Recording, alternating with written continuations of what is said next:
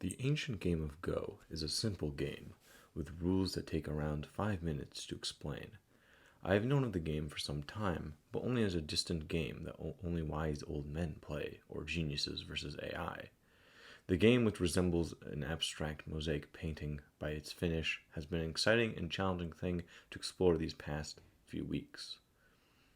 I must admit, my first 10, 15, 25 games of Go were not great.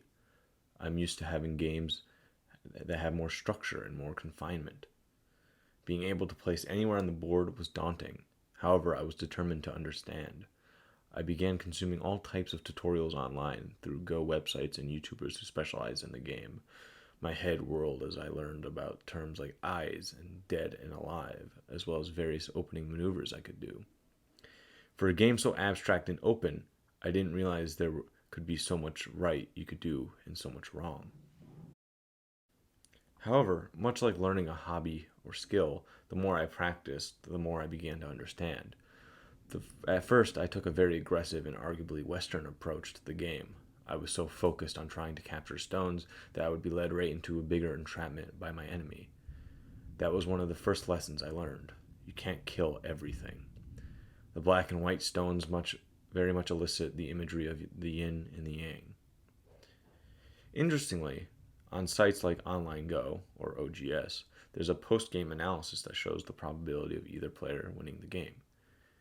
In countless numbers of games where I resigned in seeming defeat, the machine had me winning most of these games. That's lesson number 2. Don't let captured stones bring you down.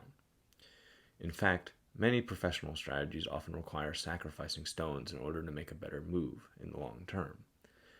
Once I got over this fear and frustration, I found that I could and did win games where I was losing more stones than my opponent. Again, with a game with so many expansive possibilities, it can be hard to see if you're winning.